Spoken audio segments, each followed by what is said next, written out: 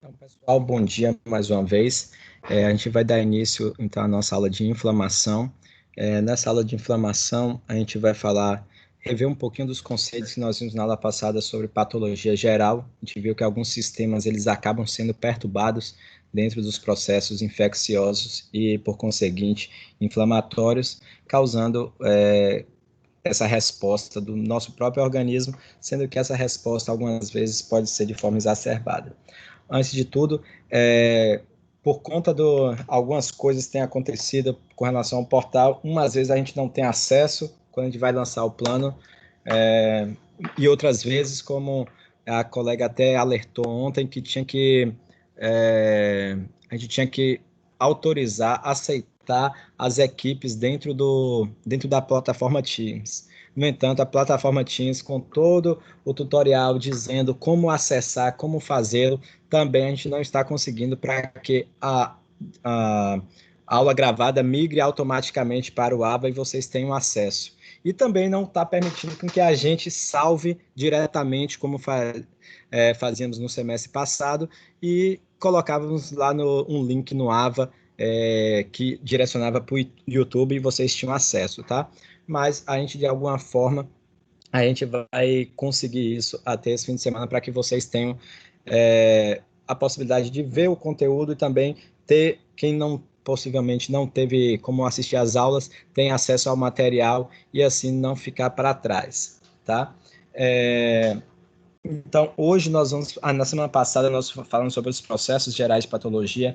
Vimos alguns sistemas onde esses sistemas são perturbados, como, por exemplo, membrana mitocondrial, membrana plasmática, núcleo, e também vimos algumas coisas relacionadas à própria célula e como ela se comporta dentro dos processos, tanto de necrose quanto também de apoptose. Então, hoje, falando um pouquinho da inflamação, nós vamos ver que a inflamação, na verdade, é algo específico dos indivíduos, vamos dizer assim, dos seres vivos, onde cada um tem os seus mecanismos de ação para evitar com que patógenos ou substâncias acabem causando algum problema ao organismo. Lembrando sempre que as afecções podem vir de várias formas. Pode ser através de micro-organismos, mas podem ser também através, por exemplo, do pólen, que, por exemplo, um paciente com asma, pacientes que têm renite, então, que vai também desencadear algumas reações cuja finalidade vai levar ao processo inflamatório, mas lembrando que o processo inflamatório é algo, teoricamente, vamos dizer assim, ele é para ser benéfico ao organismo. No entanto, algumas vezes esse quadro inflamatório pode ser tão exacerbado, né, quando não é de forma crônica, ele vai ser exacerbado de forma que também causa clínicas muito específicas e importantes nos indivíduos. Nessa primeira foto, nessa daí do slide, nós vemos que basicamente os componentes da resposta inflamatória, né? Sendo que a resposta inflamatória vai passar sobre todo aquilo que quem pegou para a disciplina de sistema imune, nós falamos um pouco sobre o sistema imune inato e o sistema imune adaptativo. E a gente vai ver isso paulatinamente quando a gente passar por essa por esse estágio de hoje dessa questão da inflamação. Então, porque a inflamação sempre vai requerer que o organismo reconheça um patógeno ou uma proteína ou um tóxico que vai acabar alertando o sistema imune, e aí o sistema imune vai entrar em ação no sentido de tentar conter aquele patógeno, conter aquele tóxico e assim por diante. Bem, então, quando a gente fala sobre as células da resposta imune, nós podemos ver aqui, por exemplo, os polimorfos nucleares, os linfócitos, os monócitos, eosinófilos e os basófilos. Eles todos envolvidos de alguma forma no processo inflamatório. Claro que alguns do ponto de vista da resposta imune inata e outros no ponto de vista da resposta imune adaptativa. Lembrando que a inflamação, a princípio, ela está simplesmente, principalmente a inflamação aguda que a gente vai ver, ela está envolvida com a resposta imune inata, onde o organismo sofre um agravo e instantaneamente o organismo tem o seu conjunto de ação para tentar ou diluir ou eliminar, ou simplesmente conter determinado patógeno. Por exemplo, no caso de um patógeno que esteja causando uma infecção. Então, a gente vai ver que tem as células polimorfonucleares, que elas chegam primeiro no sítio da infecção. Depois nós vamos ter justamente que essas células elas vão interagir com o endotélio, como também vai interagir com outras moléculas, e essas moléculas que nós vamos falar que chamados mediadores da inflamação, sendo que esses mediadores da inflamação vão ser bastante diversos, onde nós vamos ter, por exemplo, as citocinas, vamos ter as prostaglandinas, as histaminas e assim por diante. E as quimiocinas, todas elas envolvidas num processo relativamente complexo de sinalização celular, e esse complexo de sinalização celular é o que a gente chama da montagem da resposta imune, a princípio inata, que depois vai coordenar respostas imunes adaptativas no intuito de recuperação da inflamação, ou até mesmo no sentido de, quando a gente não consegue resolver, tornar aquele patógeno restrito através da cronificação. Claro que essa cronificação, algumas vezes, vai levar da inflamação, vai levar a um processo que, no final das contas, a gente vai ter um dano para o órgão, né? Visto que, por exemplo, a gente tem muita agressão, por exemplo, no fígado por um determinado vírus, por exemplo, o vírus da hepatite B ou hepatite C. O paciente, a princípio, ele combate na resposta imune inata, mas não é suficiente, eles acabam ficando dentro dos hepatócitos, causando doença. No entanto, o sistema imune, de alguma forma, cronifica aquela infecção, aquela inflamação também. Então, logicamente, com o passar do tempo, claro que a cirrose, né, que vai ser a deposição a mudança do tipo de tecido para um tecido mais rígido, para conter isso vai acarretar em um dano do órgão e, consequentemente, na sua função. Nós vamos ter, com relação ao vaso. Com relação ao vaso, nós temos também as células do endotélio vascular, que são muito importantes, porque essas células do endotélio vascular, elas também acabam produzindo tanto receptores específicos, como também eles acabam levando à produção de algumas citocinas e também prostaglandinas, que vai ser muito importante dentro do processo, porque dependendo da ativação e dependendo do tipo de célula, ou seja, do órgão que aquela infecção está ocasionando aquela inflamação, vamos dizer assim, simplesmente nós vamos ter ações distintas baseadas nessas células através, por exemplo, da ativação por exemplo, ou dos leucotrienos ou da série da ciclooxigenase, que vai dar origem às prostaglandinas e o tromboxano. E aí nós temos, a nível de tecido, nós temos os proteoglicanos, as fibras de colágeno, todas elas envolvidas dentro também da matriz tecidual com relação ao reparo.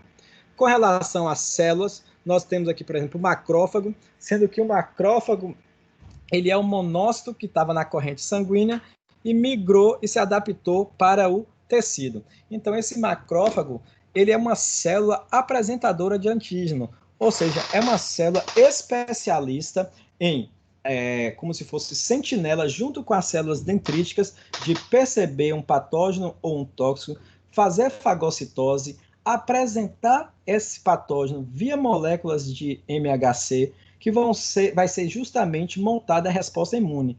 Mas não só isso, essas células também, elas vão ser, por exemplo, os macrófagos, produtoras de citocinas pró-inflamatórias. Citocinas pró-inflamatórias essas, por exemplo, como a IL-1, como o TNF-alfa, que são conhecidos como citocinas primárias. E aí, essas citocinas primárias vão justamente fazer toda a ativação endotelial, ativação celular, comunicação entre as células, com vistas ao recrutamento de polimorfonucleares para o sítio da inflamação, e aí sim, nesse sítio da inflamação, a gente ter a resolução do problema através da eliminação do patógeno ou diluição do patógeno.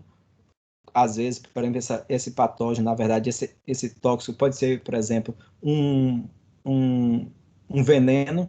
Então, simplesmente, uma tendência do vaso é fazer transudato justamente para que a gente tenha a questão da diluição desse patógeno, para que ele não faça um agravo maior no tecido, ou até mesmo na questão de contenção desse patógeno, para que não tenha outras proporções.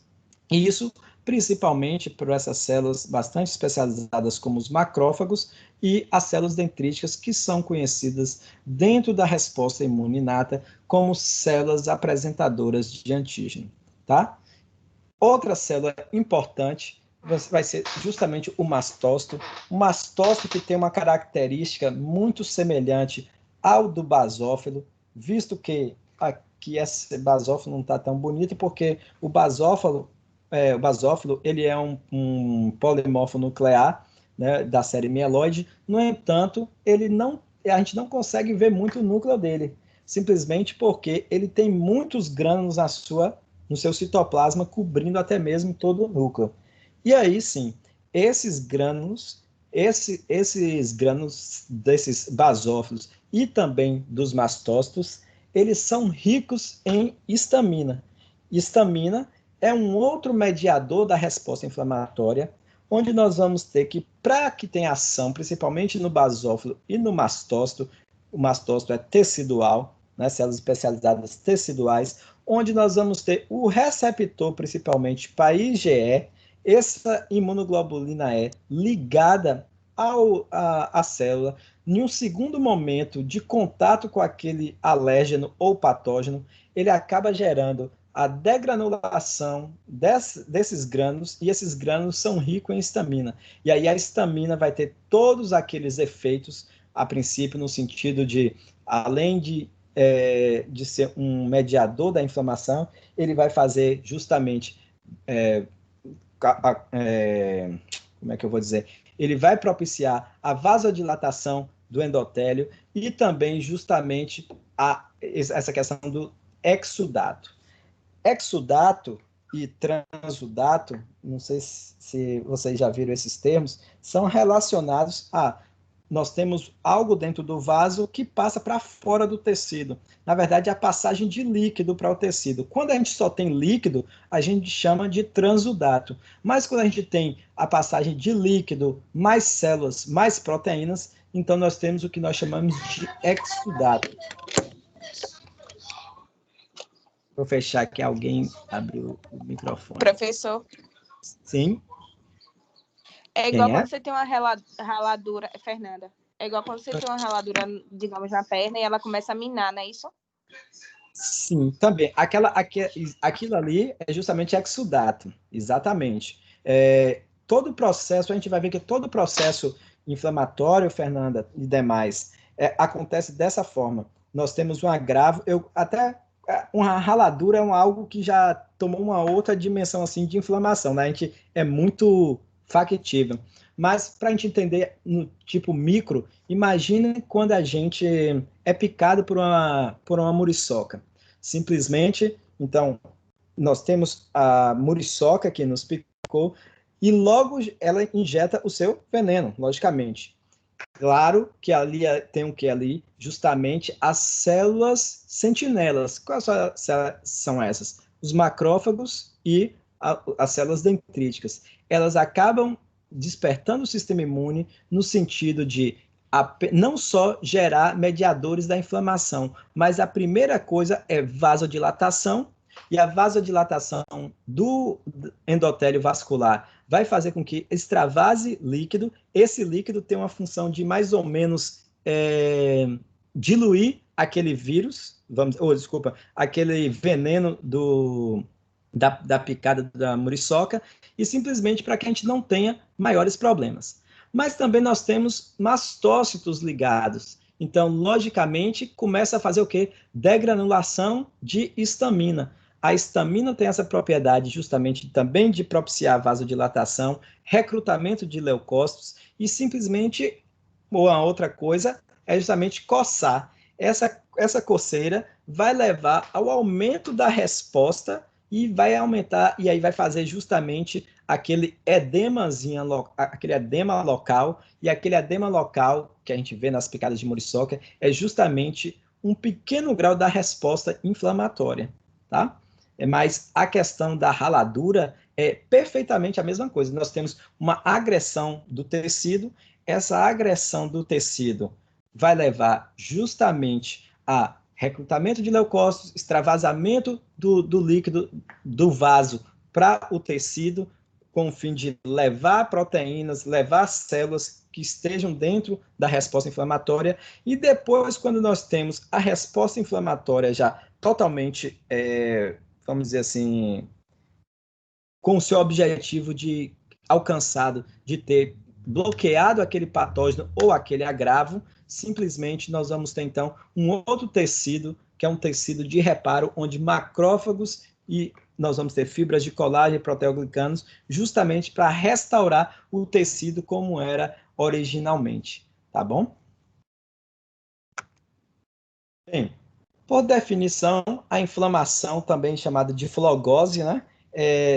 Por isso que a gente vai ver que um dos 5 sinais cardinais da inflamação é calor, justamente vem daí a palavra chamada inflamare, né?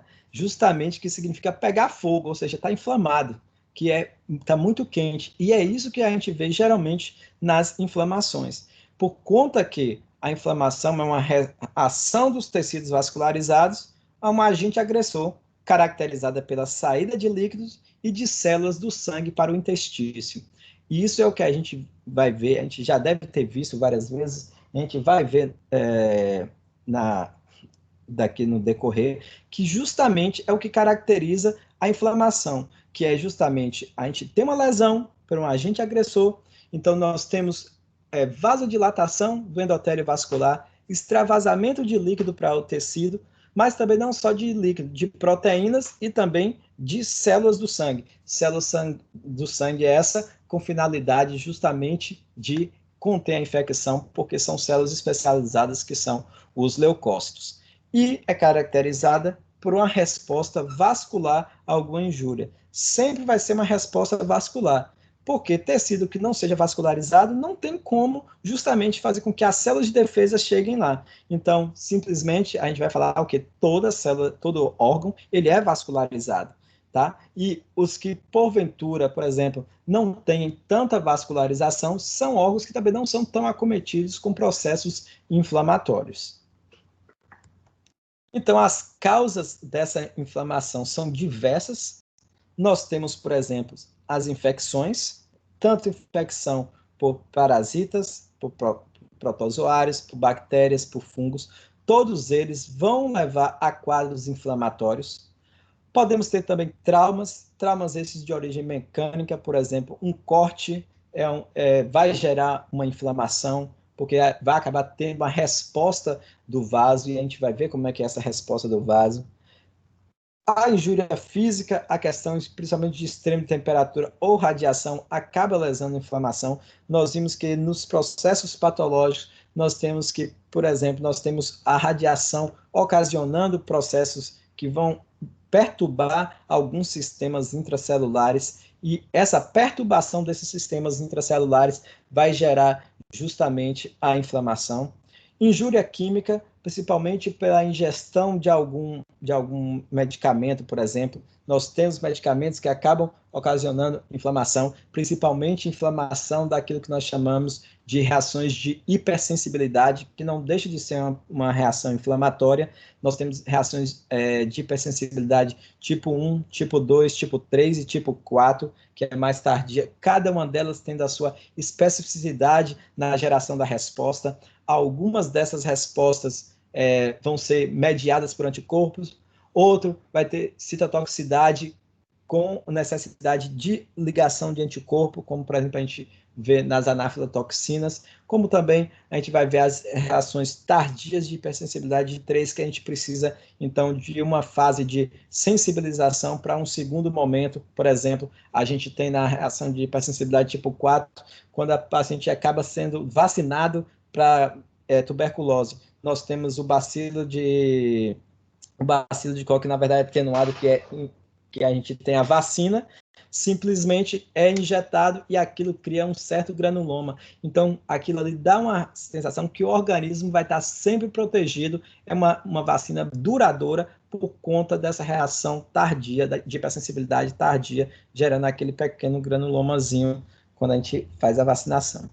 A injúria imunológica, essa injúria imunológica nós vamos ter também nas reações de hipersensibilidade, principalmente naquelas reações de hipersensibilidade ou quebra da tolerância imunológica, onde nós vamos ter aí a autoimunidade, quando nosso organismo reconhece proteínas nossas como estranhas, e aí gerando também inflamação. E aí a gente vai ver que nos quadros dessa inflamação, a gente vai perceber quais são as estratégias do tratamento dessa inflamação, visto que quando a gente tem uma injúria, por exemplo, uma infecção, trauma ou até uma injúria química, nós temos um tipo de anti-inflamatórios específico, por exemplo, quando a gente tiver uma dor de cabeça, quando a gente tiver que os anti-inflamatórios acabam tendo também reação analgésica. Então, nós vamos ter, por exemplo, quando a gente tem uma queimadura ou quando a gente tem um corte, simplesmente a gente toma alguns anti-inflamatórios específicos, mas a gente não toma, por exemplo, corticoide, porque corticoide tem uma outra aplicação, que são os anti-inflamatórios esteroidais, uma outra aplicação para justamente resolução da infecção. Até mesmo porque, simplesmente, a gente tem que, nos anti-inflamatórios não esteroidais, a causa da infecção, a gente vai ver tudo lá, que a gente tem um fosfolipídio, que ele acaba degradando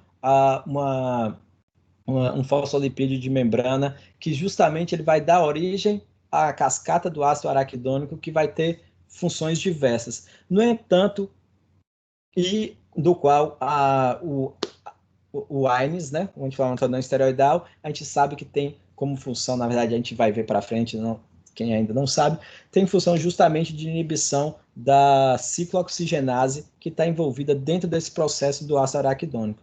No entanto, o mecanismo que a gente faz de ação para os anti-inflamatórios esteroidais é distinto. Ele não inibe diretamente a COX no sentido, vamos dizer assim, da farmacologia e do aspecto de vista da química farmacêutica, mas ele tem receptores nucleares, e aí sim, nesses receptores nucleares, eles vão modificar justamente a transcrição de citocinas, a transcrição de proteínas pró-inflamatórias e até mesmo a supressão da transcrição da própria enzima ciclooxigenase, que teria um processo importante da inflamação, né?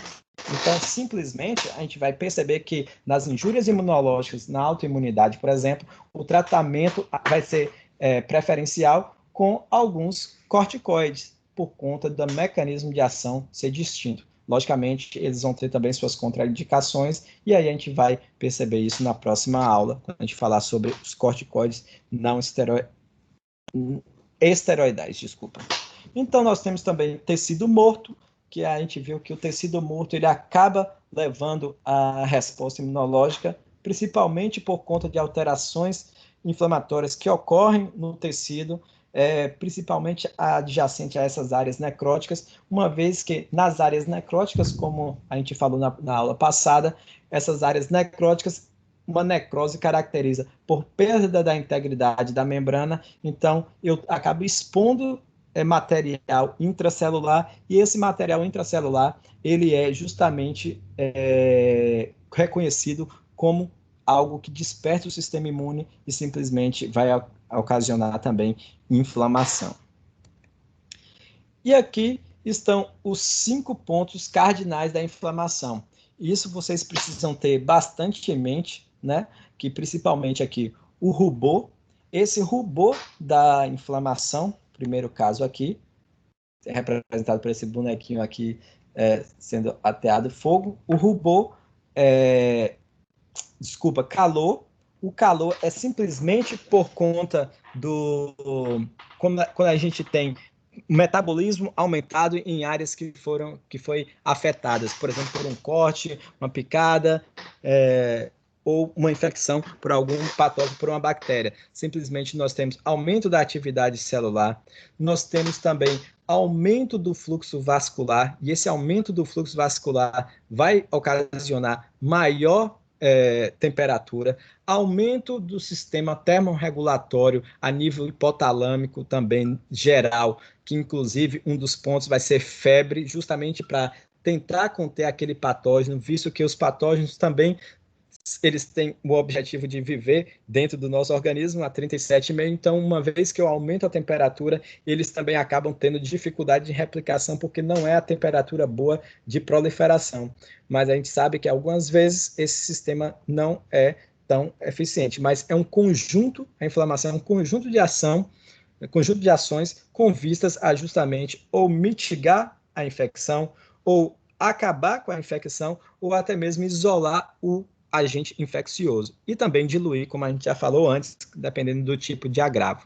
Então, nós temos, através do aumento do fluxo sanguíneo na região, como também nós temos aumento do metabolismo celular naquela região para conter aquela infecção, vamos colocar assim, aquele agravo. Então, nós temos justamente caso relacionado ao calor. Muito próximo ao calor, a gente vai ter justamente aqui o que? O rubor, né? Por que o rubor? O rubor está aqui representado pelos bonequinhos com a pele bastante vermelha. Ou rubor ou vermelhidão. A vermelhidão é justamente pelos mesmos processos. O processo que a gente vai ter é da inflamação sempre. Eu falei para vocês que a inflamação é uma resposta vascular, né? Claro que depende de várias células, mas começa com uma resposta vascular a determinada agravo.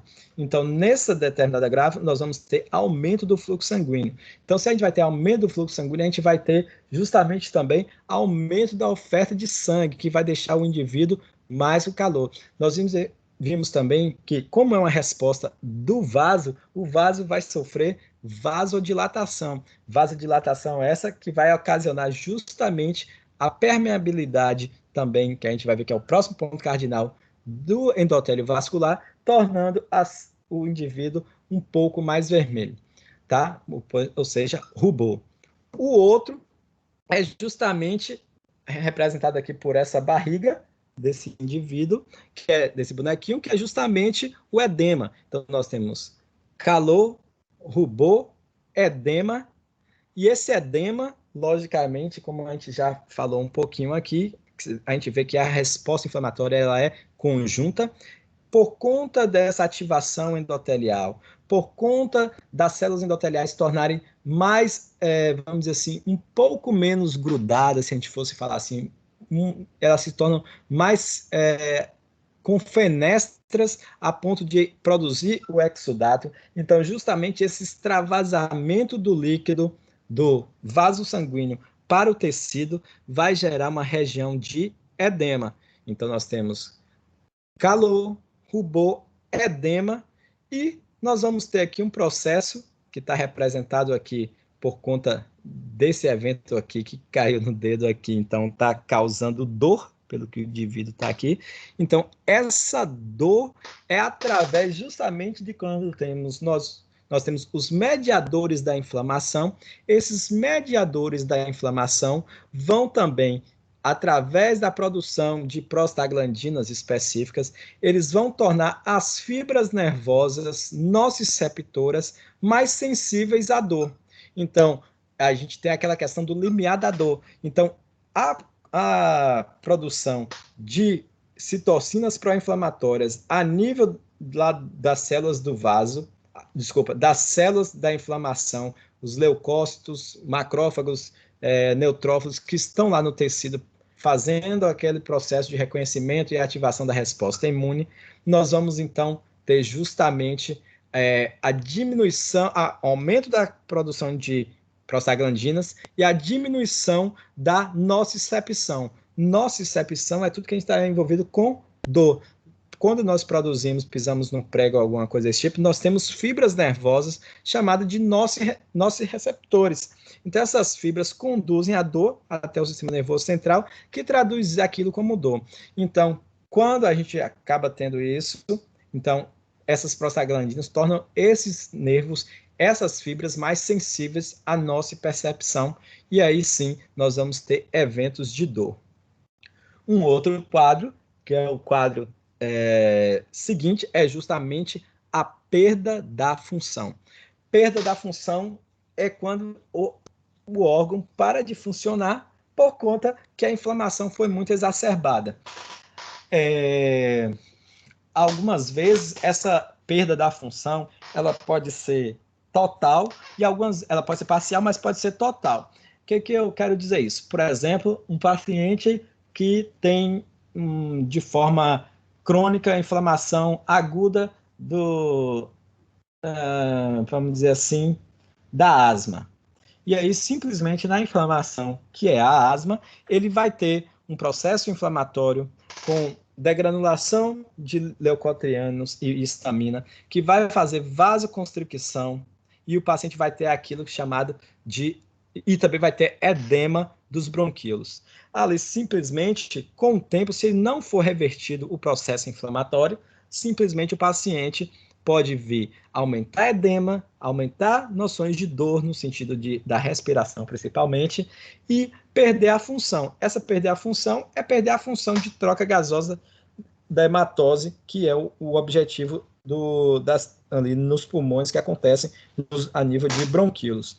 No entanto, quando a gente resolve problemas através de anti-inflamatórios e também de broncodilatadores, nós vamos ver justamente que aquilo ali é revertido, então nós recuperamos a função do órgão. Mas algumas vezes pode ser, como eu dei um exemplo para vocês na aula passada, pacientes com diabetes em estágio avançado, que precisa fazer debridamento do dedo por conta que já passou do estágio de rubor, calor, edema, dor, e agora nem isso ele sente mais porque perdeu a função. E aí, algumas vezes, essa perda da função está envolvida também na perda do funcionamento do órgão ou do tecido que ele está acarretando. Tá ok?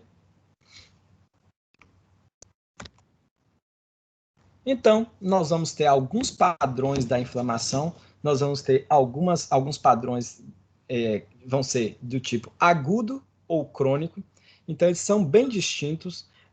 Na aguda, nós vamos ter justamente ali de curta duração, minutos ou dias, né, dependendo de como agudo foi isso, de quão lesivo foi aquela agressão, extravasamento de fluidos e proteínas e acúmulo de neutrófilos, tá? E de forma crônica, nós temos ela funcionando de dias ou anos, acúmulo de linfócitos e macrófagos, proliferação vascular e cicatrização.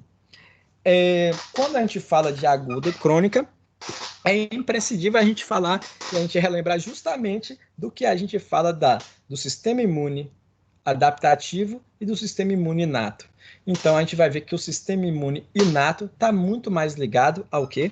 A resposta aguda, vista que a resposta imune inata já é aquela preparada para combater qualquer tipo de invasor. Então, essa resposta imune inata, ela também tem essas mesmas características. Ela é de curta duração, uma vez que ela logo ataca o patógeno, através do extravasamento de fluidos e proteínas e produção de mais proteínas, como as quimiocinas, citocinas e as prostaglandinas, e o acúmulo de neutrófilos baseado justamente nesse recrutamento, sendo que, dependendo do que ele esteja, por exemplo, se for um patógeno, a gente vai ver que nesse patógeno precisa de ter algumas questões específicas relacionadas a ele. Não existe padrão de resposta imune inflamatória sem reconhecimento de padrões no patógeno. Porque imagine se fosse assim, a gente atacaria qualquer coisa que chegasse perto da gente. Mas não. Esses patógenos, eles têm algo chamado, por exemplo, que a gente chama de PAMPs, que é padrões moleculares associados a patógeno, que isso já está lá sendo reconhecido pelos receptores do tipo Toll-like, os Toll-like receptors, lá na célula dos macrófagos, e assim eles vão montar toda a resposta imune do tipo inata, onde vai ter recrutamento de neutrófilos e nós vamos ter produção de citocinas. Já na crônica, a gente vê que está muito ligada justamente à resposta imune adaptativa, até pela palavra crônica, no sentido assim, talvez relativo, a gente já está falando tipo assim, puxa, não é algo inato meu, eu me adaptei àquilo. Então, adaptação, a gente sempre lembra que adaptação é um processo que demanda tempo, né? Por exemplo, isso que a gente está vivendo aqui das aulas online, até agora ninguém totalmente falou que eu estou adaptado, mas é um processo de adaptação que leva tempo. Então, na resposta imune adaptativa, já está falando que estou me adaptando, essa resposta pode durar dias ou anos, e a gente vai ver que as células, ou seja, os atores já são distintos, onde nós já vamos ter agora acúmulo de linfócitos e macrófagos. Antes a gente tinha principalmente acúmulo de neutrófilos, embora os macrófagos teciduais eles faziam a montagem da resposta inflamatória como células apresentadoras de antígenos, como as células dendríticas, mas também nós vamos ter aqui justamente proliferação vascular. Essa proliferação vascular é com o intuito de continuar fornecendo vias de acesso àquele, vamos dizer assim, aquela região que está com a inflamação crônica, a fim de que chegue mais substâncias para resolver o problema, mais células que resolvam o problema, e algumas vezes a resolução desse problema ou vai ser baseada na produção de um tecido idêntico ao que estava gerando a infecção, a inflamação, vamos dizer assim, do tecido original antes da inflamação, ou ele pode entrar num processo de cicatrização, onde nós vamos ver aquele que nós já conversamos na aula passada relacionado à metaplasia, que é a troca de um tecido para outro. E essa cicatrização, algumas vezes, vai ser justamente o entendimento de renovar o tecido, mas algumas vezes vai ser justamente de troca de tecido para que esse tecido mais forte ele acabe ou impedindo a proliferação da inflamação, por isso que ela se torna crônica, na cirrose hepática, no granuloma de tuberculose, como nós falamos, a fim de que seja mitigado os problemas dessa infecção. Então, como é que acontece essas etapas da inflamação? O primeiro passo é o reconhecimento do agente invasor. Alguém quer perguntar alguma coisa? Sim, sim. Desculpe interrompê-lo. Não. No caso, a erisipela, ela seria uma inflamação, correto? Só que ela entraria na questão aguda ou crônica? Porque, na verdade... Sim, pode completar. Porque, na verdade, percebo que tem pessoas que existe uma questão crônica, né? Que ela é como se, na verdade, houvesse a ativação, né, referente à questão imune e depois, na verdade, ele voltasse a não ter. É como se ficasse o ir e vir, mais ou menos assim. Sim. Quem perguntou? Cristiane? Cristiane, isso. Cristiane, e tem mais. É o seguinte, a erisipela é uma doença que tem um caráter inflamatório do tipo infeccioso, tá? Então, assim, como o paciente, assim, a maioria das vezes é tipo infeccioso. Então, como o paciente, a princípio, ele começa sempre com a inflamação aguda. Isso é natural. A princípio, sempre os processos inflamatórios vão ter a reação aguda. Quando ela cronifica, é quando, de fato, o organismo não está sendo competente para debelar aquela infecção. Então, algumas vezes, através do uso de antibióticos e demais, o paciente melhora, mas como é uma inflamação, principalmente ali, que envolve a parte tecidual, a camada íntima, assim, muscular também, ele acaba, às vezes, sendo um local de proliferação, novamente, de bactérias e ficando naquele esquema de cronificar, onde a gente vai ver que a resposta imune inata não está mais tão eficiente, no sentido de ela não dá mais conta, e o organismo, então, redireciona, se adapta para fazer esse tipo. Claro que, assim, no geral, a erisipela, aí esse agora vem um outro problema. O outro problema da erisipela que o paciente possa ter de forma recorrente, sem resolução, é justamente perda da função. Eu já vi paciente também que precisou ter debridamento de membro por conta que a erisipela dele não se resolvia por conta de...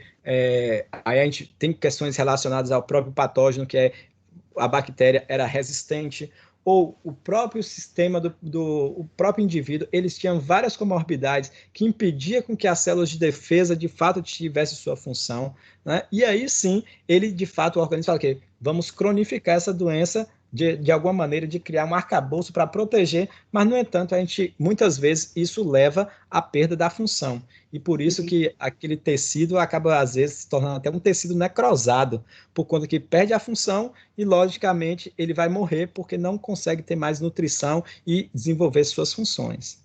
Entendi. Entendeu? Perfeito. Muito Mas obrigada. acontece muito isso. Eu que agradeço pela contribuição. A gente pode, pessoal, vocês podem perguntar isso aqui, porque algumas coisas eu posso não saber, mas a gente vai trocando figurinhas, mas é justamente essa essência, que é justo para a gente entender o processo inflamatório, como a colega falou nesse antes do processo, quando a gente rala, quando a gente cai, ou o que eu falei sobre a picada de mosquito, tudo isso são processos inflamatórios, como o caso da erisipela, que é uma doença principalmente tem um cunho inflamatório bastante grave, onde algumas vezes, até mesmo na erisipela, Cristiane e demais, simplesmente eu falei para vocês que a resposta inflamatória é uma resposta benéfica do organismo. Ela é uma resposta que deve acontecer, porque se não fosse assim, a gente não teria mecanismos de proteção.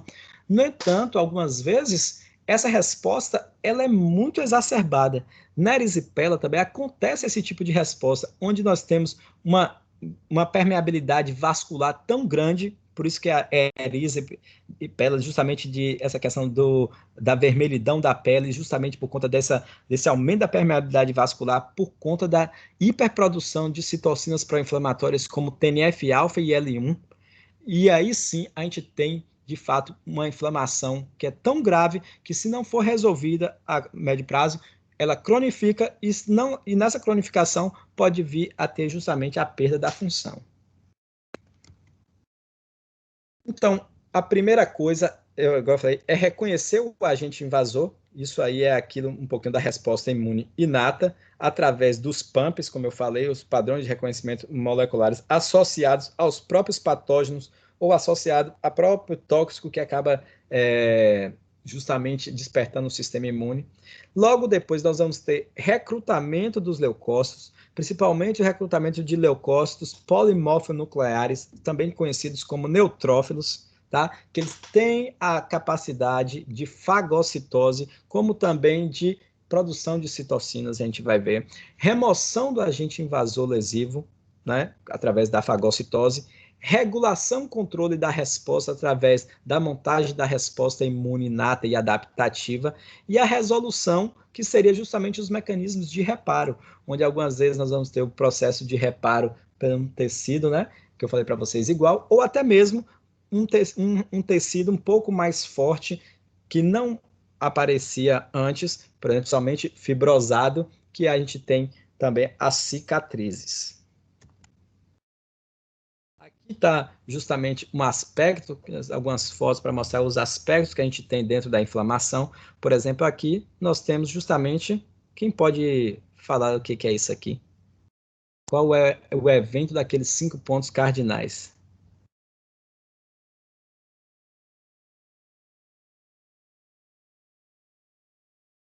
E aí, gente? O edema?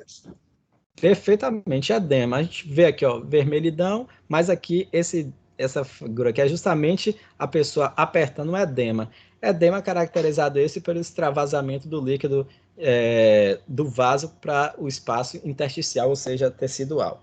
Tá bom? Então a gente tem um evento aqui chamado de edema. Ó, a mesma coisa que às vezes numa queimadura ou até mesmo numa picada, isso aí é mais parecido quando a gente pega sem querer na tampa ou se queima qualquer coisa no fogão, aí aparece essa bolha. Essa bolha, na verdade, é uma resposta do sistema imune, embora é uma consequência da queimadura, mas também é uma resposta uma resposta vascular para conter aquela queimadura. Tá bom? Então, na inflamação aguda, porque a gente fala que é vascular? Então, nós temos os componentes vasculares, onde a gente vai ter vasodilatação e aumento da permeabilidade do endotélio. As células do endotélio, deixa eu botar aqui. As células do endotélio são essas células aqui. Nós temos a camada íntima do vaso, essa camada muscular, vamos dizer assim, e depois nós temos as células endoteliais. Nessas células endoteliais, né, vamos dizer assim, nós temos que essas células aqui, ó, entre uma e outra, ela pode se tornar bastante, se a gente fazer aqui, ó, vasodilatação, se a gente fosse empurrar, haveria um espaço entre essas células endoteliais. E é por esse espaço que a gente justamente tem o extravasamento de líquidos. Tá? Então, é o aumento da permeabilidade. E esse aumento da permeabilidade é o aspecto do vaso, mas também nós vamos ter justamente o quê? Por conta desse aspecto do vaso, por conta de algo que foi danificado aqui a nível tecidual. Vasodilatação, lembre sempre disso, principalmente através de citocinas como o TNF-alfa, que é o fator de necrose tumoral alfa, e a interleucina 1, são citocinas chamadas de citocinas primárias. Citocinas primárias que depois vai acarretar a produção, vamos dizer assim, o estímulo dessas células que estão sendo recrutadas para a montagem da resposta imune com a produção de várias citocinas, várias quimiocinas, sendo que as quimiocinas, elas têm a diferença das citocinas porque elas são do tipo quimiotáticas. Quimiotáticas, na verdade, quimiotaxia é um processo justamente de recrutamento de células através de um gradiente de produção de algum sinalizador, um mediador, e esse mediador é chamado de quimiocina.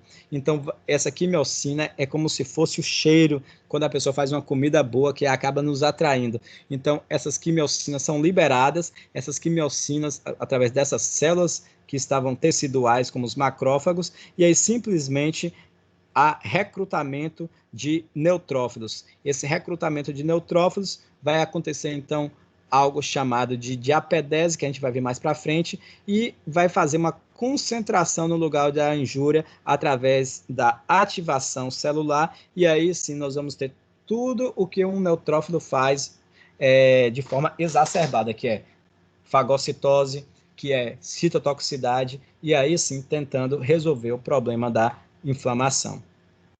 Então, como eu falei para vocês, 2 leucócitos dentro da fase aguda, eles têm importância primordial, que é justamente o leucócito polimorfo nuclear, também conhecido como neutrófilo, tá? Que é conhecido assim porque quem já pegou hemato e quem pegou imuno já tem a noção que ele tem vários lóbulos, por isso polimorfo nuclear, o núcleo dele se apresenta dessa forma. Ele tem vários grânulos, esses grânulos são ricos em proteínas destruidoras vamos dizer assim, de bactérias, como lisozima, lactoferrina, todas elas, granzimas que vão estar atingindo o patógeno via fagocitose e formação do fagolisossomo. E um leucócito maior, que é um monócito, que é uma célula maior, que ele se torna um macrófago quando vai para o tecido. Lembrando que ele também tem capacidade, logicamente, já está falando macrófago, de fagocitose e também de processar a resposta imune através da sua propriedade de célula apresentadora de antígeno, né?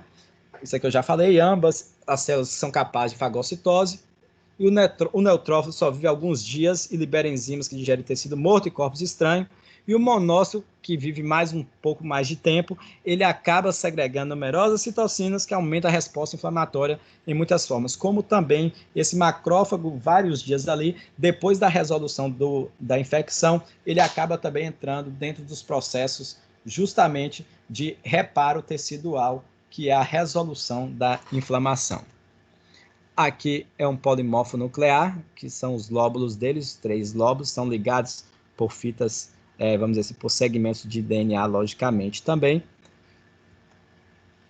Então, os neutrófilos, normalmente, são a primeira célula que chega à cena do crime, vamos dizer assim, né? Quando tem um dano, elas são as primeiras. Nós temos aqui o neutrófilo, um polimorfo nuclear, simplesmente com um citoplasma bastante eosinofílico, com vários grânulos. Algumas vezes esses grânulos podem se tornar, ao vermos na lâmina de hematologia, grânulos mais grosseiros, demonstrando que as células estão em maior atividade, tá ok? Então elas têm grânulos que são de lisossomos, eles têm grânulos específicos e não específicos, onde nós vamos ter, por exemplo, grânulos que contêm, por exemplo, a mieloperoxidase, que são bactericidas bastante potentes. Os neutrófilos, eles se degeneram depois de 24, 48 horas, eles não têm muita duração, às vezes até menos, tá? E eles caminham para apoptose, ou seja, a morte celular organizada, como já falamos, porque senão eles aumentariam justamente o processo inflamatório, e não é esse o objetivo. Então está aqui um monócito, e aqui nós temos um neutrófilo, um polimorfo nuclear. são as células relacionadas à fase aguda da doença. Nessa foto aqui, nós podemos ver principalmente o que é, vamos dizer assim, a resposta imune acontecendo a nível tecidual. Então, aqui nós podemos ver uma vasodilatação, né, com exudato, que vai levar justamente a um fluido de fibrina. Aqui, então, nessas áreas aqui, ó, nós temos justamente, aqui seria um vaso, ó, aqui é um vaso sanguíneo, tá? Impressionante que aqui, ó, aqui é um vaso sanguíneo e aqui são as hemácias que estão lá no vaso sanguíneo. Essa é uma foto. Então, aqui, isso aqui é real, né? Quer dizer, vamos dizer assim. Percebam que nós temos as células endoteliais, percebam essas células endoteliais aqui, ó, mais na periferia, o núcleo achatado, as células achatadas, mas nós temos essa, aqui, ó, endotélio, mas nós temos essas outras células aqui. Quem são essas células? Isso aqui é o vaso. E aqui nós temos algumas células, ó. Essas aqui, todas são células. Que células são essas? Aqui é a mesma coisa, ó. Aqui é um vaso sanguíneo, aqui as células endoteliais, e aqui perto das células endoteliais, ó, nós temos outras células. Que células são essas?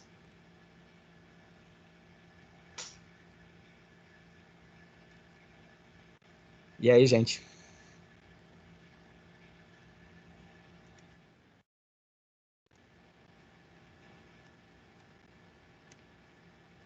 Quem pode dizer que células são essas?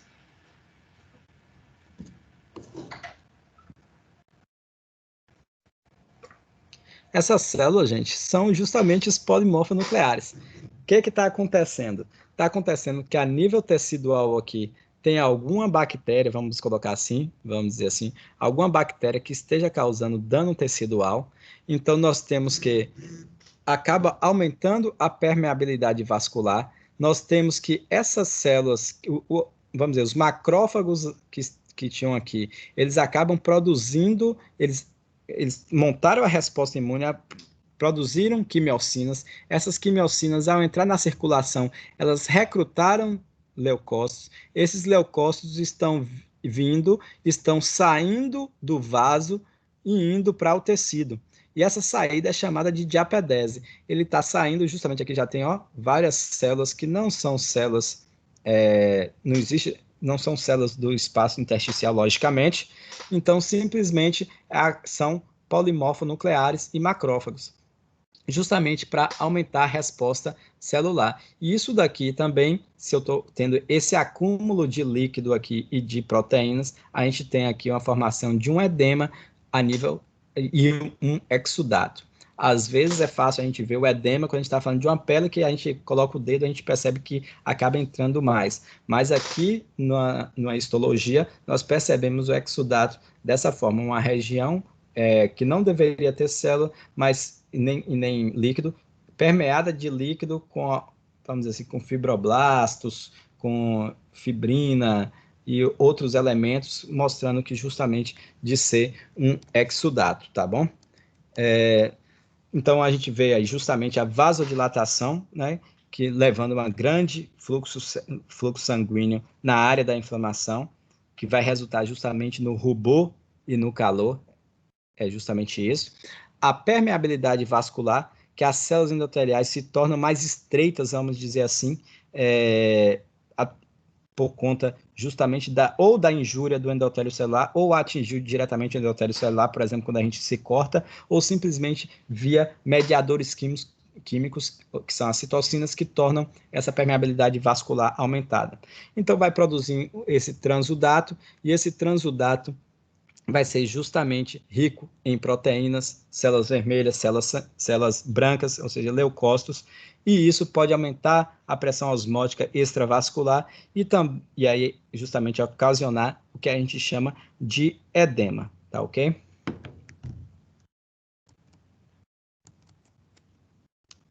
Então, só relembrando, alteração do calibre vascular, aumento da permeabilidade vascular, nós vamos ter, e aí, nessa aumento da permeabilidade, contração endotelial, retração juncional, que é justamente entre as células. Um segundo.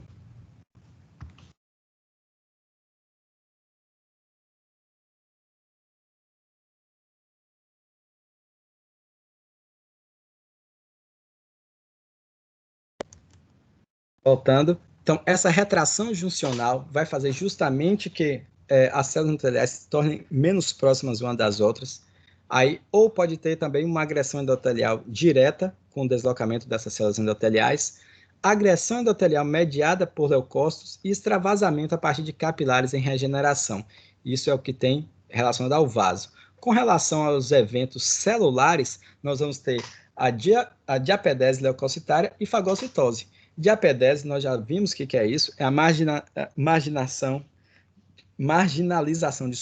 leucocitária, onde nós vamos ter os leucócitos que correm no centro do vaso, eles vão ir mais para a periferia, vão fazer um processo de rolagem, adesão, passagem, que é essa diapedese leucocitária, que é a passagem do vaso para o tecido, e aí para um processo chamado de quimiotaxia, onde a gente vai ter já no vaso essa ativação leucocitária, e essa ativação leucocitária fazendo seu papel dentro da inflamação.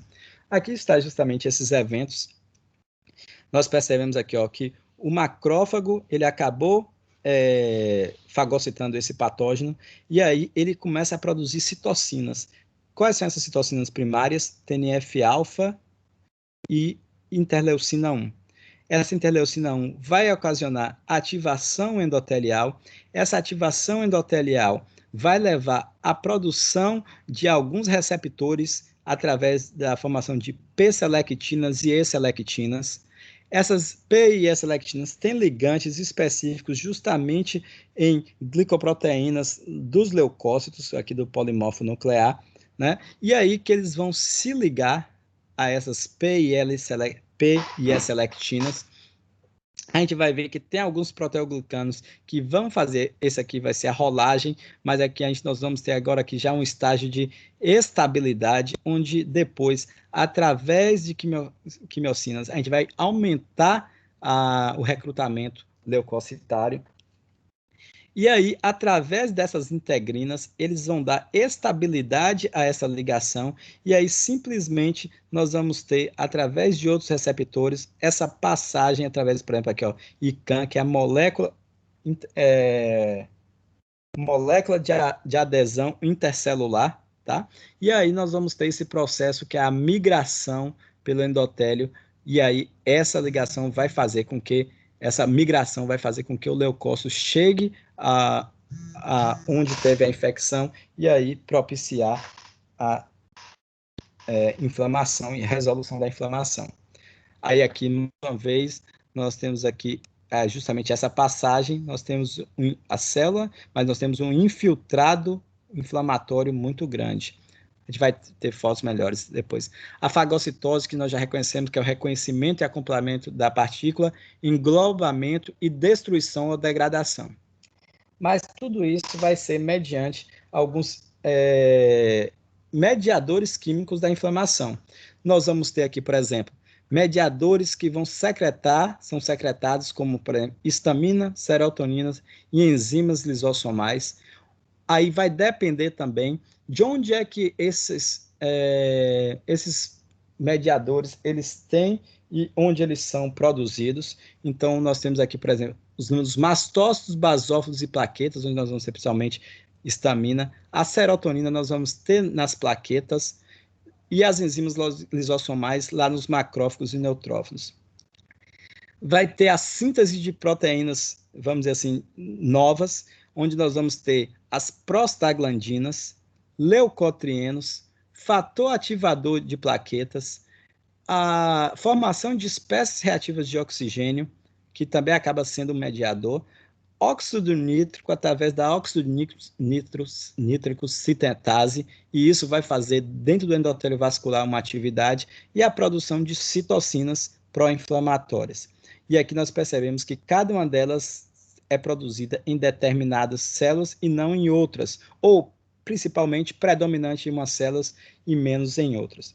A nível vamos dizer assim, de órgão. Nós temos aqui justamente agora o plasma, né? O fígado, que é a fábrica do nosso organismo. Elas vão produzir proteínas, e essas proteínas vão estar relacionadas tanto, por exemplo, aqui ao fator 7, onde o fator 7 nós temos principalmente ligado à bradicinina, né? E também aos processos de coagulação e fibrinólise, que são importantes na resolução da infecção, tá? Uma vez que nós tivemos lesão tecidual, a gente precisa resolver essa lesão tecidual. E também a produção de moléculas do sistema complemento, onde nós vamos ter, por exemplo, C3A, C5A, que são proteínas anafilotoxinas, em determinadas inflamações, elas são ativadas, como também as outras demais proteínas, onde nós vamos ter o complexo de ataque à membrana chamada de MAC, onde nós temos justamente a criação de poros na bactéria. Então, se eu crio um poro, ou seja, faço um buraco dentro da parede da bactéria, por exemplo, eu tenho simplesmente uma região onde eu tenho agora a bactéria, o meio intracelular e extracelular dela se torna um só, então ela acaba morrendo. Esses mediadores, como, por exemplo, nós temos as aminas vasoativas, histamina e serotonina, essa serotonina na plaqueta e principalmente a histamina dentro dos mastócitos e basófilos, tá? Elas causam justamente todo aquele aspecto vascular que a gente já viu, de vasodilatação e tudo mais. É tanto que uma das terapêuticas da inflamação são antihistamínicos, e aí a gente precisa perceber que essa histamina também tem alguns problemas no sentido de uso farmacológico, porque quando a gente usa alguns antihistamínicos, a gente sabe que também a histamina ele acaba mexendo no ciclo circadiano. E como a histamina mexe um pouco no ciclo circadiano, ele é importante para isso, uma vez que eu acabo inibindo a produção dele, eu também acabo inibindo meus períodos de alerta e sono. Então, é por isso que um paciente que toma um antialérgico, determinados tipos de antialérgicos, vamos colocar assim, principalmente aqueles que atravessam a barreira hematoencefálica, eles vão estar diminuindo a determinada inflamação por uma rinite, mas também aquele medicamento vai estar atravessando a barreira hematoencefálica, e aí vai estar fazendo o quê? Inibição da histamina também a nível sistema nervoso central, que era importante, e vai levar o paciente, por exemplo, a sono, que é um efeito colateral. Aqui, por exemplo, tem uma foto de um pulmão, de inflamação aguda de um pulmão normal, mas aqui um pulmão com pneumonia. Então, aqui normal, a gente tem justamente os espaços onde nós temos os pneumócitos, onde acontece a troca gasosa de forma adequada. No entanto, aqui nós já temos justamente ele com um infiltrado inflamatório, tanto de proteínas, células e de líquido no espaço extravascular. O sistema complemento, já falei para vocês, é um mediador químico, principalmente com relação às respostas que a gente vai ter interesse nas anafilotoxinas, onde componentes como do C5A e C5B, ele acaba sendo liberados, que são enzimas, como está aí, conjunto de proteínas proenzimas. Essa C5, ela é clivada em C5A, C5B, sendo e C3A, C3B, sendo que as partes B, eles formam o complexo de ataque à membrana, mas as outras partes, eles acabam sendo mediadores químicos da inflamação, como é o C5A e o C3A. Desculpa. Já falamos aqui. Então, esses fatores afetam fenômenos vasculares, C3A, C5A, as anafilotoxinas, adesão, quimiotaxia e ativação leucocitária, através de C5A, por isso que ele é um mediador químico, e fagocitose, principalmente C3B e C3BI, porque elas são opsoninas. As opsoninas é que se liga à parede da bactéria para fazer com que a fagocitose seja mais fácil. Tá? Nós vamos ver que tem um sistema de cinina, que é justamente geração de proteína ativadora de plaquetas, porque justamente ele vai estar relacionado à calicreína, e a calicreína está envolvida no processo de coagulação sanguínea. Porque quando eu tenho, imagine, quando eu tenho uma lesão do vaso, então eu sofri um corte, eu tenho a lesão do vaso, a princípio meu vaso vai fazer vasoconstricção pela produção de tromboxano, e na parte anterior, vamos dizer assim, próximo a essa lesão, nós vamos ter também que o processo inflamatório vai levar à produção de prostaglandina tipo I2, que é a prostaciclina. Então, essa prostaciclina simplesmente vai fazer vasodilatação anterior, mas no local exato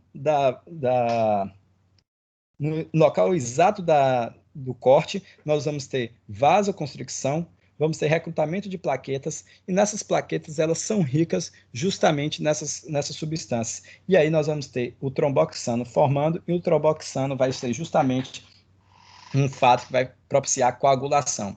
Algumas vezes isso é ruim, então, por isso que alguns anti-inflamatórios, eles não são indicados em determinadas infecções. Por exemplo, a gente vai ver daqui para frente que nas usaines, por exemplo, eles têm a capacidade de inibir a COX, e inibindo a COX ele vai diminuir a produção de prostaglandinas pró-inflamatórias, diminuindo a inflamação, mas nessa via também tem a produção de tromboxano, que seria uma proteína da coagulação, vamos dizer assim, um fator que propiciaria a coagulação sanguínea. Então, se o paciente tem inibição disso, ele vai ter o contrário, então ele vai ter o quê? Não vai ter coagulação sanguínea, ele vai acabar tendo sangramentos. Por isso, então, por exemplo, que na dengue hemorrágica, os pacientes não podem tomar justamente ácido acetil salicílico, por ser um AINE, e justamente esse AINE, por exemplo, causar justamente redução da produção de tromboxano. Isso aqui é mais ou menos o que eu falei, a gente vai ver isso aí tudo. E os mediadores químicos, que a gente vai falar um pouquinho mais agora para frente, que são justamente os metabólitos do ácido araquidônico, tá bom? Onde nós vamos ter justamente, vai ser um pouco repetitivo, mas nós vamos ter que o fosfolipídio de membrana, e esse fosfolipídio de membrana geralmente é a fosfatidilcolina. A fosfatidilcolina, ela vai ser clivada pela fosfolipase A, tá? Então, a fosfolipase A2, aqui a fosfolipase A2, ela irá atuar nesse fosfolipídio de membrana, por conta que quando eu tenho uma lesão tecidual, logicamente, eu acabo produzindo e liberando muitos fosfolipídios. Então, as fosfolipases vão atuar sobre ela, produzindo, então, o ácido araquidônico, que é o ciclo dos eucosonoides. Eucosonoides são um ácido graxo que tem simplesmente 20 átomos de carbono, onde o principal deles é justamente o ácido araquidônico. Esse ácido araquidônico vai sofrer ação ou de algumas outras enzimas, né, que é a ciclooxigenases ou as lipoxigenases, sendo que elas podem, então, estar na via dos leucotrienos, né, ou das prostaglandinas. Os leucotrienos, geralmente nós temos 5. Esses leucotrienos, sabemos que eles têm ação vasoconstricção, broncoespasmo e aumento da permeabilidade. Por isso que nós vamos ter problemas relacionados à ativação disso na inflamação nas doenças respiratórias, por exemplo, asma, rinite.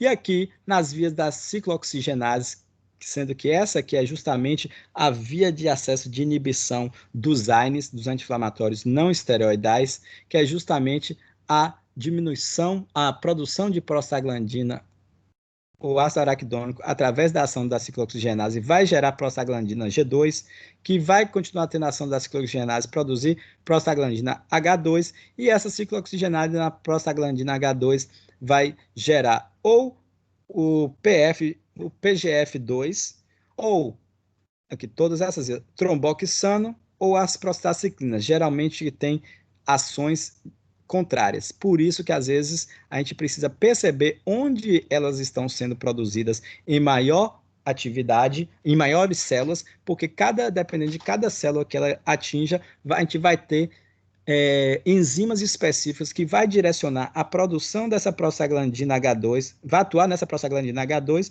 por exemplo, a tromboxano sintetase, que tem muito mais na plaqueta. Então, logicamente, na plaqueta, então, quando ele chega no momento de recrutamento, as plaquetas vão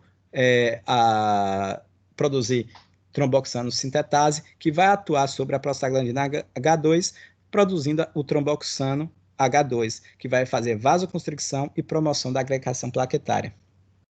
Se for, por exemplo, na questão vascular, nas células endoteliais,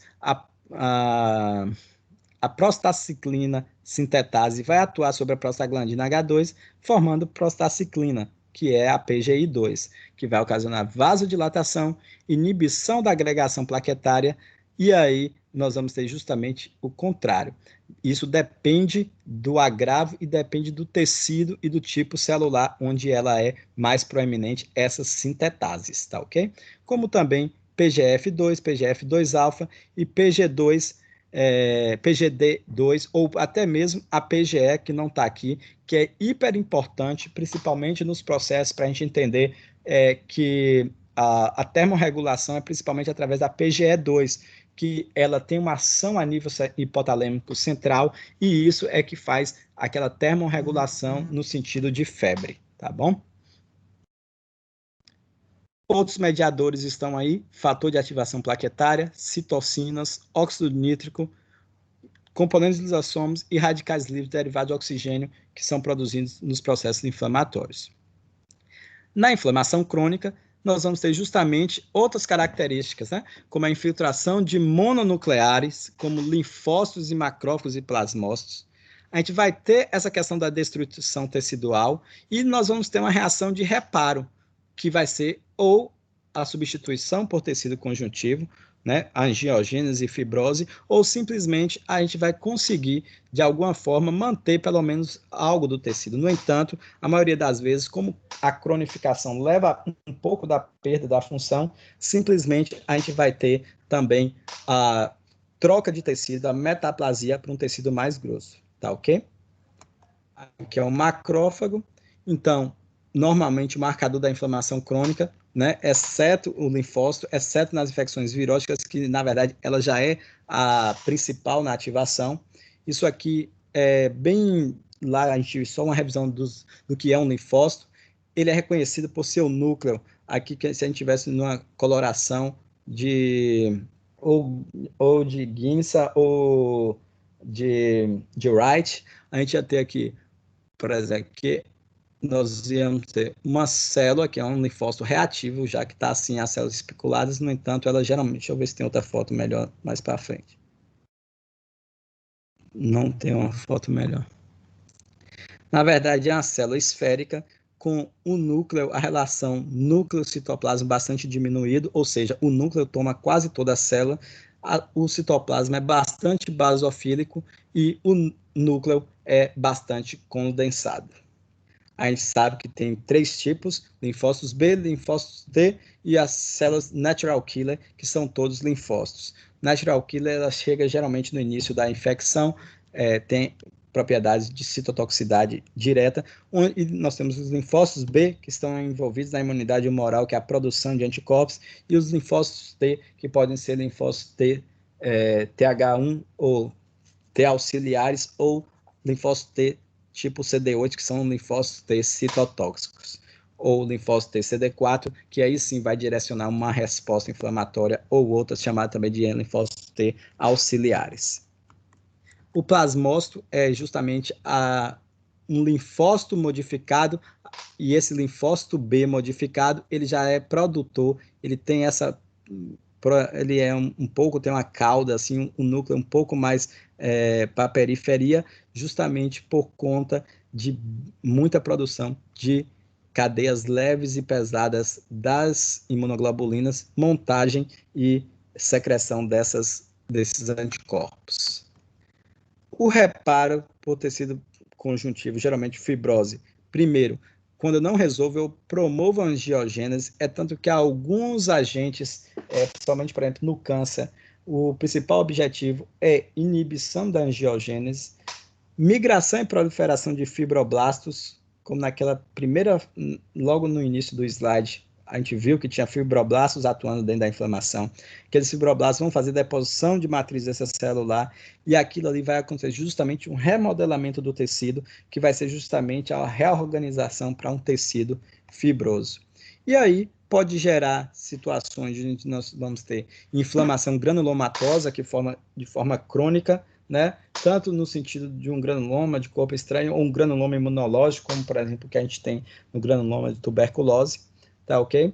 E os vasos linfáticos, eles acabam ajudando alguma coisa, pelo menos nisso daí, no sentido de como eles estão envolvidos na montagem da resposta imune, funcionando como sentinelas ou drenando substâncias nocivas para que aconteça a resposta imune nos órgãos linfóides secundários, que são, por exemplo, os linfonodos, que estão espalhados em todos os vasos linfáticos. Então, ele vai ajudar a drenar o líquido do edema.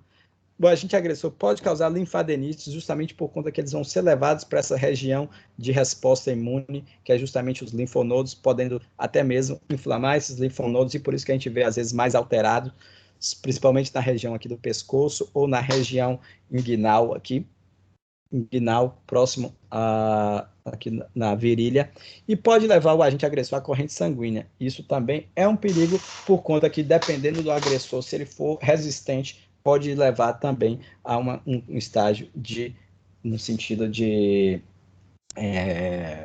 infecção, já como sepse, já está circulando no organismo. Os padrões morfológicos, a gente já viu vários tipos dessas inflamações, que muitas vezes elas acabam culminando justamente com processos necróticos, como a inflamação serosa, fibrinosa, supurativa, e as úlceras em si nós já vimos. Os efeitos sistêmicos a gente já viu sobre a febre, sobre IL-1 e IL-6. IL-6 ainda não tinha falado. IL-6 é uma proteína, uma citocina também pró-inflamatória, que está muito envolvida nos processos relacionados à febre, visto que elas também são produzidas logo depois do início. TNF-alfa e IL-1 são produzidas, e logo depois nós temos IL-6, gerando esses padrões também de leucocitose. Então, a cicatrização, a primeira intenção da cicatrização, né, é primeiro restabelecer o processo, no entanto, do tecido que foi justamente lesado. Simplesmente a gente vai ter a resposta inflamatória reparadora, mas, no entanto, pode ter uma cicatrização por segunda intenção, visto que aquilo possivelmente não foi resolvido. E aqui, justamente, que a resolução da inflamação, um resumo da resolução da inflamação aguda, onde nós temos mudanças. Alguém quer falar? Professor, por favor, você poderia voltar um slide? Sim. Quer que eu fale um pouco mais dele? Sim, por favor, porque eu não entendi esse fluxograma no final, não, que tem um mês. Ah, perfeito. Vamos lá. O que é a cicatrização por primeira intenção? Ali, logo no início, a gente tem justamente injúria, que por conta que foi uma lesão aguda, né? A princípio começa como aguda, então nós temos perda da continuidade da membrana basal, que a gente já viu por conta da lesão, e morte de células epiteliais. Essa morte de células epiteliais vai fazer justamente todo aquele processo relacionado ao próprio endotélio. Então, o endotélio vai se tornar mais flexível, vai se tornar, as junções entre elas vai se tornar menor, e os neutrófilos nas margens dele vai ter justamente acontecer aquilo que é a diapedese, o recrutamento desses neutrófilos para a região. Aí, algumas vezes, esses neutrófilos eles são substituídos por macrófagos, porque os neutrófilos estão com um infiltrado tão grande, mas eles não conseguem resolver aquela inflamação. Então, logo, a gente acaba recrutando macrófagos, que são monócitos da corrente sanguínea, tá? E esses monócitos da corrente sanguínea vão para o tecido, e aí vai fazer justamente aqui, invasão do tecido de granulação. E aí é por isso que já vai, tipo assim, formando como se fosse um bolsão, ou um arcabouço para conter aquela infecção que não está conseguindo ser resolvida. Nisso daí, então, o que eu faço? Eu preciso fazer com que aquele tecido se torne um pouco mais resistente para conter aquela infecção, ou até mesmo para dar tempo para que o recrutamento de neutrófilos e os próprios macrófagos na fagocitose daquele patógeno possa dar tempo para que ele faça. Então, o que acontece? Há um pico da angiogênese, que é a formação de novos vasos. Esses novos vasos vão estar levando mais células, mas também vai estar levando mais nutrientes, como, por exemplo, proteoglicanos, vão estar levando mais fibroblastos, e esses fibroblastos vão justamente estar fazendo uma remodelação do tecido lesado, que é, por exemplo, ali na epiderme. Então, vai ter também levar colágeno, tá? E aí, a reabsorção do edema e do infiltrado linfocitário, que foi já uma resposta imune secundária, né, vamos dizer assim, que foi já cronificada. E aí, depois nós temos a involução desses canais, que a gente não vai ficar nutrindo um tecido que já foi resolvido o problema. Não, pelo contrário, eu já fiz angiogênese para que leve mais nutrientes, leve mais colágenos, fibroblastos, que vai justamente estar modificando, restabelecendo o formato da epiderme, que foi lesada, por exemplo.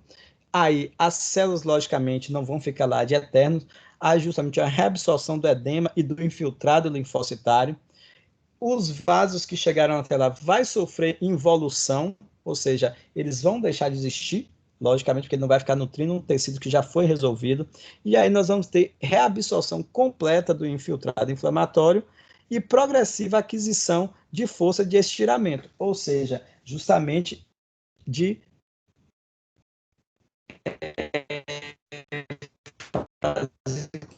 que o tecido volte.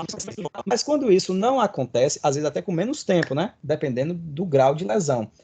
Algumas vezes, essa questão da angiogênese, do levar, não vai ser pelo mesmo tecido ou pelas mesmas fibras. Pode ser por um tecido justamente diferente, que é a cicatrização por segunda intenção, que aí agora não só mais vai ter esse estágio aqui, mas vai ter justamente a mudança do tecido. Talvez até aqui vai acontecer, e depois daqui nós não vamos ter progressiva aquisição de força de estiramento e nem reabsorção completa do infiltrado. A gente vai ter aquela infecção ocasionando sempre, sempre, sempre continuando, como por exemplo na cirrose hepática, e aí simplesmente vai acontecer que a gente vai ter uma modificação de um tecido por outro, que é a metaplasia. Deu para entender? Entendi sim, professor. Obrigada. Nada. Essa resposta, geralmente, ela é reparadora, tá? Sempre é para reparar o tecido. Algumas vezes não consegue reparar pelo mesmo tecido e aí acaba cronificando, sendo reparado por um outro tecido. No entanto, esse reparo pode ser formado de granuloma, que só vai estar, na verdade, camuflando por um tempo ou impedindo que aquele vírus ou aquela bactéria cause maiores problemas. Mas uma hora, como a extensão dele vai estar tão grande, que vai também ter a perda da função.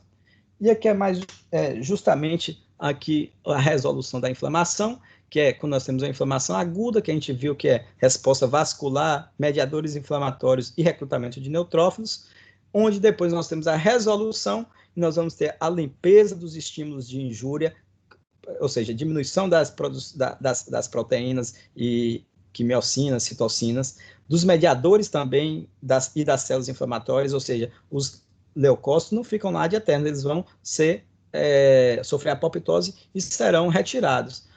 Troca dessas células e voltando à função normal do vaso e do tecido. No entanto, algumas vezes pode gerar, olha só, uma resposta mais prolongada, onde nós temos a formação de abscessos de pus, por exemplo, aqui acontece, por exemplo, abscessos renais ou até mesmo na própria gengiva, algumas vezes tem a formação de abscessos, principalmente esses abscessos acontecem porque às vezes as bactérias são muito resistentes, então elas não conseguem ser debeladas logo no início da inflamação aguda, tá?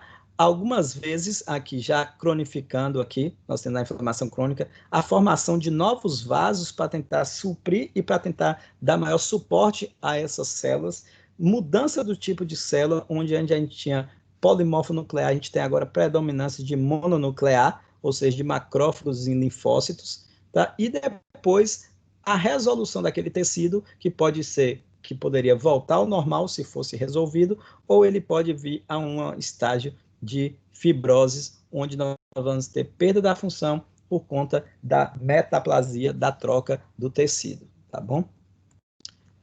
Pessoal, só 5 minutos e a gente volta para a gente começar a aula sobre anti-inflamatórios em si, tá bom?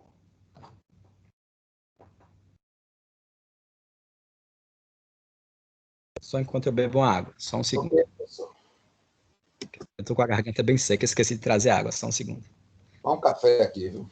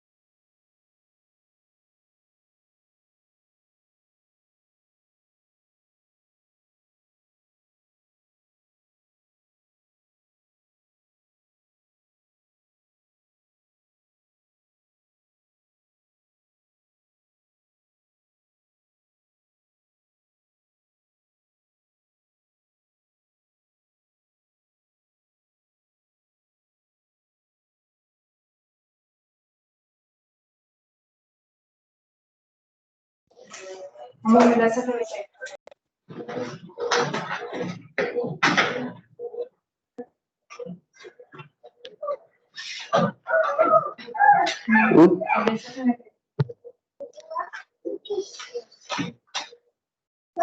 Ah, caiu.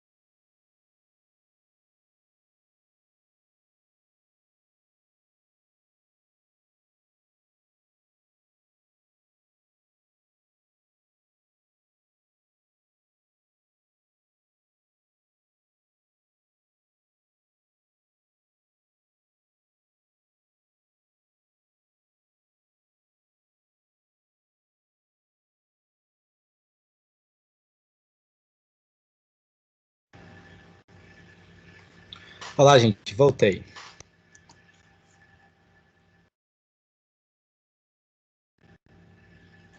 Professor, bom dia. Oi, bom dia.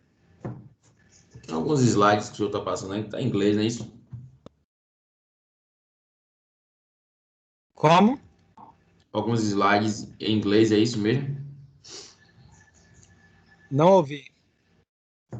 Alguns slides estão em inglês, não é isso? Oi, está me ouvindo?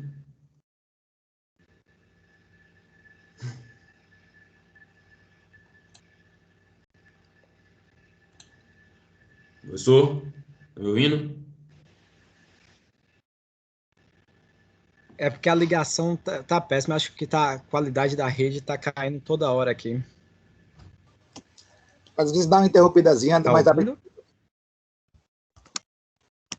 Diógenes perguntou se alguns slides estão em inglês, foi isso. Que coisa, não consigo ouvir vocês. Então é aí mesmo, é lá. Ah, sim, alguns estão.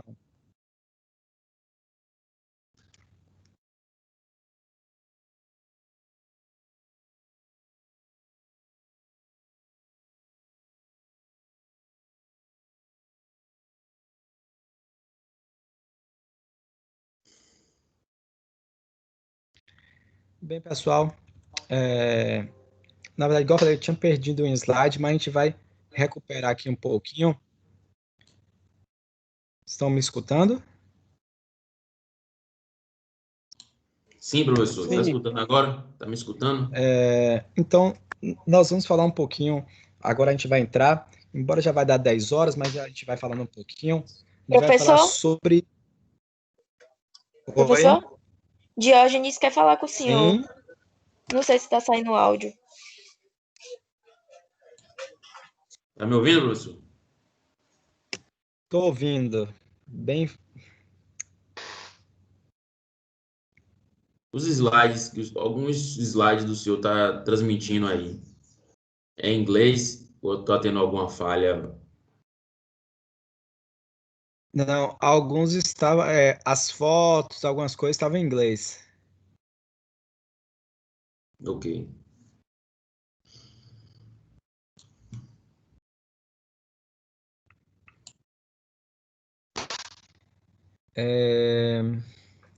Então, pessoal, para a gente, pelo menos, introduzir o assunto, já que já está dando 10 horas, falar um pouquinho de como veio a história dos anti-inflamatórios, né? Visto que vocês estão conseguindo me ouvir, porque para mim toda hora aparece parecendo que algo deu errado. Estamos tentando reconectar você à reunião. Estamos. Está cortando. É isso, tá caindo toda hora. Então a gente vai falar a partir de agora um pouquinho daquela classe, né, vamos dizer assim, Professor, daquele desculpa sistema de interrompê-lo. anti-inflamatórios, daquele principalmente relacionado ao ácido araquidônico, tá? Mais um breve histórico.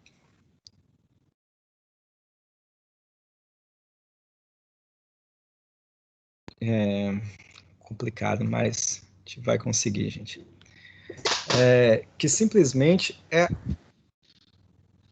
tá caindo ainda, gente. Professor Helder, Tá difícil consegue de me ouvir? viu? Professor Helder, consegue me ouvir? Pessoal, foi eu não sei muito se- falhando, vocês todos. Eu não sei se tem algum tipo de influência, mas para mim aparece, a gravação foi iniciada, porém fica um botãozinho vermelho. Para mim está uma exclamação. Eu não sei se de fato para o senhor está sendo gravada nesse momento agora, ou então eu posso estar errada. Para mim, Cris, está Para mim parecendo aqui que tá está aparecendo gravada. assim, parar a gravação. Eu não entendo, porque na verdade geralmente fica um botãozinho vermelho e fica a gravação foi iniciada e fica vermelho, como se na verdade tivesse sido gravado. Porém, consta sim para mim, a gravação foi iniciada, porém tem uma exclamação. Eu não sei se existe alguma interferência para o senhor. A gente está conseguindo, na verdade, A gente vai ver depois, que hoje eu também vou estar junto com a coordenadora para a gente resolver o problema que está tendo lá com relação ao meu login, para que migre a aula, né? Conforme na ativação das equipes. ok, tudo bem então, Aqui obrigada. para mim tá ok, viu? Tá o botão Hoje aparecendo aí, que tá gravando normal. é o seguinte, para mim tá caindo toda hora. Eu vejo vocês falando com vocês com bastante dificuldade, tá toda hora caindo e voltando aqui. É o seguinte, a gente já está quase próximo das 10 horas. A gente vai falar sobre os anti-inflamatórios em si na próxima aula, mesmo histórico. Queria falar só para vocês um pouquinho do histórico, mas acontece que simplesmente está caindo toda hora e eu não consigo falar, entendeu?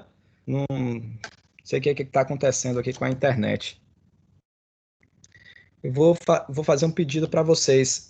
Para a próxima aula, a gente já vem com 2 assuntos específicos. Um é anti-inflamatório. Vocês têm mais ou menos nessa turma, nós temos, falar um pouquinho aqui, nós temos 30 pessoas, 30 e poucas pessoas. Então, eu creio que a gente possa fazer 5 grupos de 6. Vamos fazer, na verdade, diferente. 6 grupos de 5, tá? Vocês façam os grupos mediante afinidade ou qualquer coisa desse tipo. E aí, a princípio, na semana que... o capítulo número 26 do livro Quem tiver, eu posso depois passar também, eu tenho ele em PDF. Farmacologia de Hangdale, para a gente discutir sobre os anti-inflamatórios e também as classes terapêuticas dos anti-inflamatórios, tá? A gente vai ver um histórico básico dele, que era justamente como foi descoberta essa questão dos anti-inflamatórios, até a produção da aspirina pela baia. Antes a gente já tem, através do uso da casca da Salix alba, que era uma planta que tinha propriedades analgésicas, no entanto, que ela tinha alguns problemas relacionados aos eventos gastrointestinais, que hoje a gente entende muito bem pela questão da presença de ciclooxigenases diferentes que são inibidas nos órgãos e algumas vezes para atacar o processo como anti-inflamatório acaba também atacando um processo que seria fisiológico para determinado órgão e aí é o que acaba acontecendo os problemas.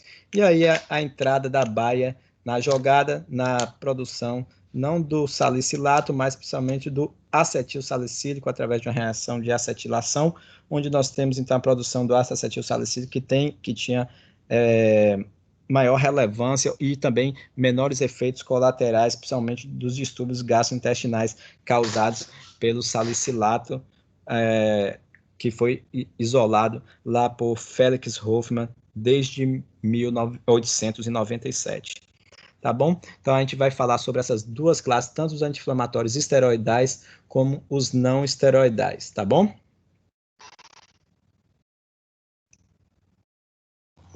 Professor? Sim.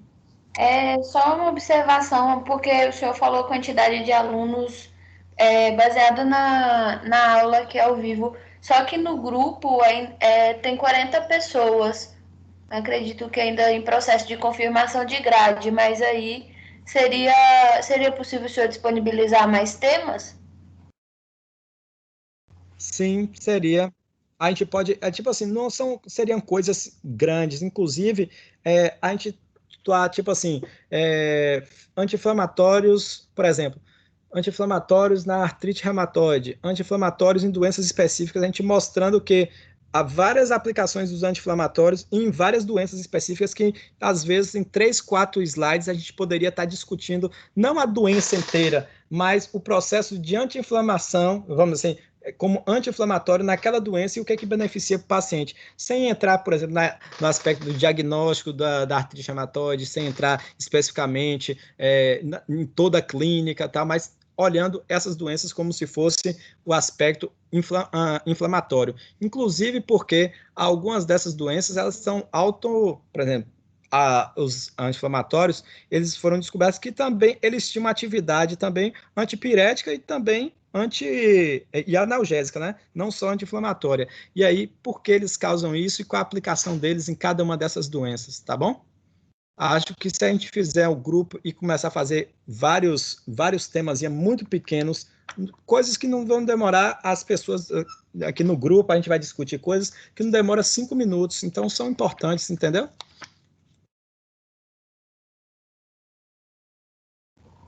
Ok, prof. Professor, Então, tá me pessoal, ouvindo? estou ouvindo. Só para registrar, eu não ainda não consegui acesso ao ABA da matéria do senhor, especificamente. As matérias que, quando iniciou o semestre, a grade já estava lá, eu estou tendo acesso, porém, as matérias que entraram depois, eu não tenho acesso ao conteúdo. Consta lá, mas eu quando eu abro, não tem conteúdo. Eu já mandei e-mail para a coordenadora, ela mandou de volta esse chamado, eu já fiz chamado desde a semana passada e não tem. Inclusive, eu estou escrevendo um e-mail para ela aqui agora. É Diógenes, né? Não é só para registrar, né? Porque eu sei que o senhor não pode fazer.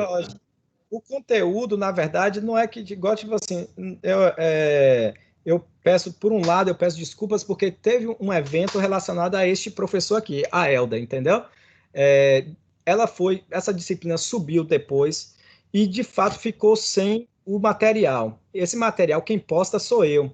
No entanto, 2 vezes que eu fui tentativa de colocar isso no portal, a gente não estava com acesso ao portal, estava lá aparecendo um problema. entendeu? Então, eu não consegui fazer a implantação dos conteúdos lá, dos encontros, justamente por conta de um problema no portal. Aí você fala assim, poxa, professor, eu peço desculpas a você que é um problema meu.